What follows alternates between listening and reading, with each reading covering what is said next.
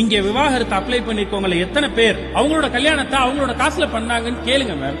அவங்களுக்கு பிடிச்ச ஒவ்வொன்னையும் பார்த்து பார்த்து பார்த்து பண்ணி இன்னைக்கு வரலையும் அவங்களோட பெத்தவங்க அதுக்கான கடனை கட்டிட்டு இருக்காங்க.